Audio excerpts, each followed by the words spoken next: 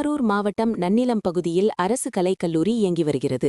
இந்த கல்லூரியில் கௌரவ விரிவுரையாளர்கள் நீதிமன்றம் தீர்ப்பளித்த யுஜிசி நிர்ணயம் செய்த 57,800 ரூபாய் ஊதியத்தை உடனடியாக வழங்க வேண்டும், 12 மாதமும் ஊதியம் வழங்க வேண்டும், மகப்பேறு விடுப்பு, பணி நிரந்தரம், ஓய்வு பெற்ற கௌரவ விரிவுரையாளர்களுக்கு பணிக்கொடை ரூபாய் 2.5 லட்சம் வழங்க வேண்டும் உள்ளிட்ட பல கோரிக்கைகளை நிறைவேற்ற வலியுறுத்தி போராட்டத்தில் ஈடுபட்டனர்.